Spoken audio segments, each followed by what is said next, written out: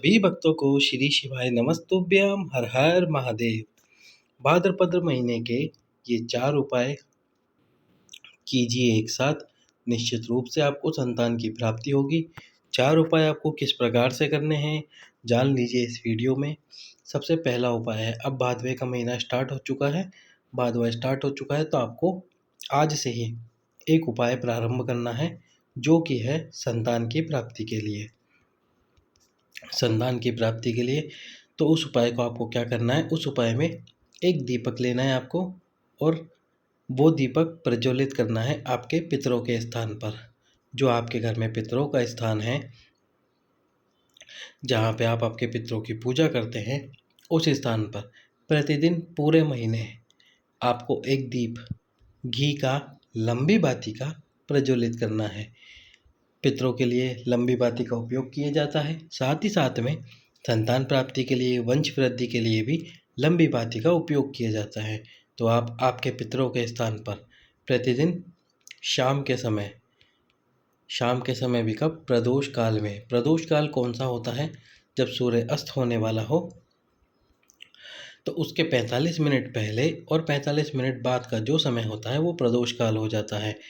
उस 1.5 घंटे के समय में जब आपको समय मिल जाए, और यदि आप प्रतिदिन का एक ही समय जानना चाहते हैं कि मुझे तो इसी समय पर प्रतिदिन दीप प्रज्वलित करना है, तो वो समय है 7:05।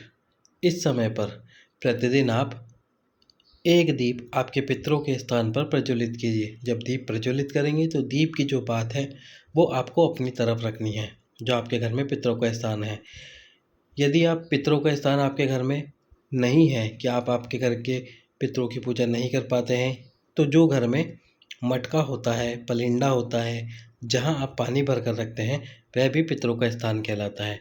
तो या तो आप आपके मंदिर में पितरों का स्थान है वहाँ पर दीप प्रज्वलित कर लीजिए, या फिर जो आपका मटका भर कर रखते हैं आप, पानी का स्थान है जहाँ पलिंडा होता है, उस स्थान पर दीप प्रज्वलित कर सकते हैं। दोनों में से किसी भी एक जगह प्रतिदिन शाम को 7:07 पे दीप प्रज्वलित कीजिए।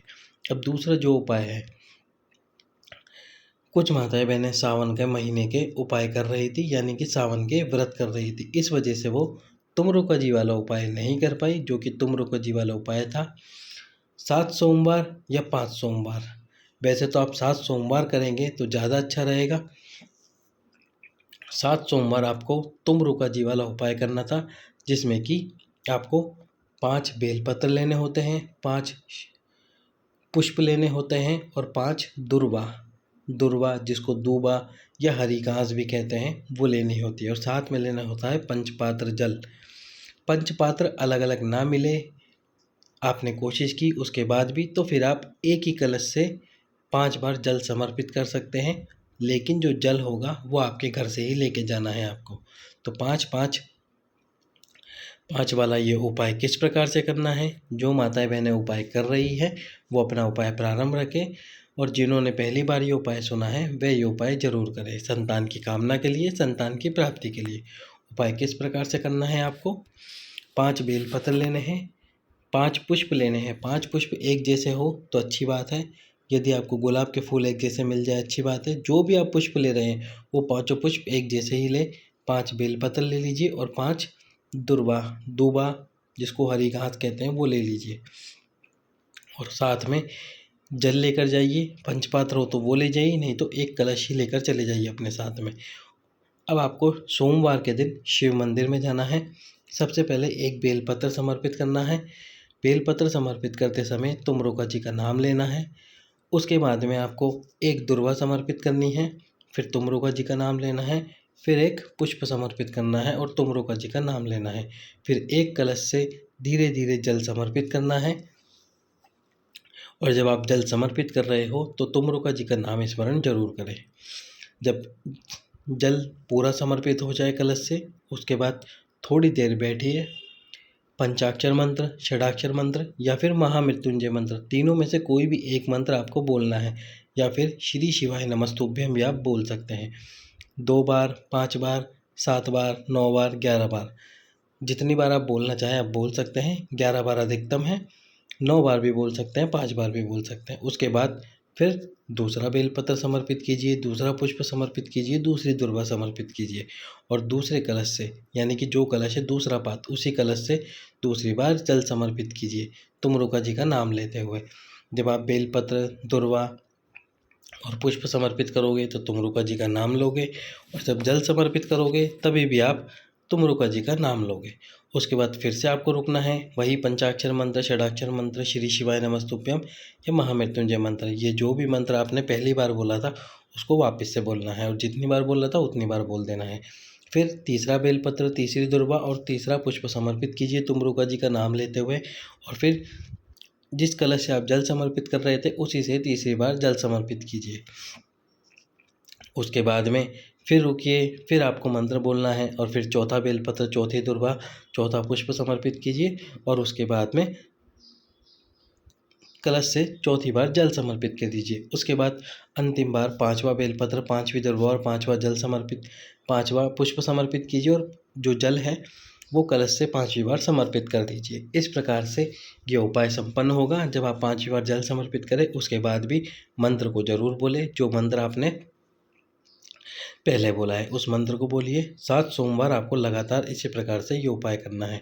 तो एक उपाय तो हो गया, आपको प्रतिदिन दीप प्रज्वलित करना है, और एक उपाय हो गया ये 7 सोमवार वाला। अब इस 7 सोमवार वाले उपाय में एक समय आपका रजस्वला धर्म जरूर आएगा, और आपका रजस्वला धर्म के कारण आप मंदिर नहीं जा पाएंगे। मंदिर नहीं जाने की वजह से रजस्वला धर्म रहेगा। अब रजस्वला धर्म की वजह से आप मंदिर यहाँ पर नहीं जा पाएंगे, तो जिस सोमवार आप मंदिर ना जा पाएँ उस सोमवार को गिने नहीं। जैसे आप 3 सोमवार कर लिए हैं, चौथे सोमवार में आप रजस्वला हैं तो उसको ना गिने, उसके बाद जो सोमवार आएगा वो चौथा सोमवार आएगा जिस दिन आप उपाय कर लेंगे। तो इस बीच में जिस समय आप रजस्वला रहे उस समय में आपको सफ़ेद आंकड़े की जड़ वाला उपाय कर लेना है। सफ़ेद आंकड़े की जड़ वाला उपाय कैसे करते हैं? पति और पत्नी दोनों को सफ़ेद आंकड़े की जड़ को लेकर आना है। जो सफ़ेद कलर का पुष्प होता है उस आंकड़े की जड़ को लेकर आना है। उसके बाद में तुमरुका जी का ही नाम लेते हुए 21 बार शिवलिंग पे से उस जड़ को घुमा लेना है। घुमाने के बाद में पति और पत्नी दोनों को ही मंदिर जाना है। जब आप ये उपाय करें, अपना नाम बोलिए पति और पत्नी दोनों। उसके बाद शिव जी को देखते हुए लाल कपड़े में और लाल धागे में उस जड़ को महिला यानी कि माता अपनी कमर पर बांध रहे उस जड़ को, और उसके बाद में एक पीपल का पत्ता प्रतिदिन समर्पित करें अवधूतेश्वर महादेव का नाम लेते हुए। अवधूतेश्वर महादेव का नाम लेते हुए एक पीपल का पत्ता प्रतिदिन समर्पित करें। उस पीपल के पत्ते को समर्पित करने के बाद 5 मिनट रुके, फिर पीपल का पत्ता उठा कर ले आएँ और उसको गाय के दूध में उबाल लीजिए। उसके बाद में रात्रि को उस पीपल के पत्ते को निकाल कर रख दीजिए किसी भी वृक्ष के नीचे, और फिर जो दूध में आपने पीपल के पत्ते को उबाला था उस दूध को पति और पत्नी दोनों तुमरुका जी का नाम लेते हुए पीकर सो जाइए। इस प्रकार से लगातार 1 मंथ तक आपको ये उपाय करना है। 1 महीने तक पीपल के पत्ते वाला उपाय करना है। यदि आप 10 दिन के अंदर ही गर्भवती हो जाती हैं, 15 दिन में ही गर्भवती हो जाती हैं, तो पीपल के पत्ते वाला उपाय फिर मत कीजिए। उसके बाद में रजस्वला धर्म में आपने सफ़ेद आंकड़े की जड़ वाला उपाय कर लिया, तो पहला उपाय हो गया दीपक प्रज्वलित करने वाला। दूसरा उपाय हो गया तुमरुका जी का उपाय जो आपको 7 सोमवार करना है। तीसरा उपाय जो हो गया सफ़ेद आंकड़े की जड़ वाला उपाय जो तुमरुका जी का ही उपाय है। अब चौथा और अंतिम उपाय जो आपको इसी समय पर करना है। जब आप एक दीप प्रज्वलित करेंगे शाम के समय पर अपने पितरों के यहाँ, उसके बाद में आपको एक दीपक और प्रज्वलित करना है। घर में जो तुलसी रखी होती है, जो माता तुलसी होती है घर में, वह भी हमको वंश वृद्धि और संतान की प्राप्ति कराती है। लेकिन तुलसी का क्यारा यदि गोल होता है तो वही हमको वंश वृद्धि और संतान की प्राप्ति कराता है। तुलसी का चौकोर क्यारा जो होता है वो हमको धन की प्राप्ति कराता है, और जो षड आकृति का क्यारा होता है वो हमको ऐश्वर्य प्रदान कराता है। तो यदि आपके घर में तुलसी का गोल क्यारा हो, यानी कि जो तुलसी का क्यारा होता है वो गोल हो, उस क्यारे के सम्मुख में एक दीप जैसे ही आप शाम को प्रज्वलित कर देंगे, उस क्यारे के पास में एक और दीप प्रज्वलित कीजिए लंबी बाती का, जिसकी बात आपकी तरफ हो। उसमें घी डाल दीजिए थोड़ा सा। वो दीप आपको प्रतिदिन प्रज्वलित करना है, बस रविवार के दिन नहीं करना, क्योंकि रविवार के दिन तुलसी की पूजा नहीं की जाती। रविवार को छोड़ के सोमवार से लेकर शनिवार तक प्रतिदिन एक दीप प्रज्वलित कीजिए। इस प्रकार से ये 4 उपाय आप लगातार कीजिए इस पूरे भादवे के महीने में, आपको निश्चित रूप से संतान की प्राप्ति होगी। पहला उपाय तो आपको एक दीप प्रज्वलित करना है, दूसरा उपाय तुमरुका जी वाला 7 सोमवार का, तीसरा उपाय सफ़ेद आंकड़े की जड़ वाला तुमरुका जी का उपाय, और चौथा उपाय जो तुलसी का गोल क्यारा होगा, जो तुलसी का गोल क्यारा आपको संतान की प्राप्ति कराएगा। इस प्रकार से ये चारों उपाय आप कीजिए, निश्चित रूप से आपको संतान की प्राप्ति होगी। सभी भक्तों को श्री शिवाय नमस्तुभ्यम।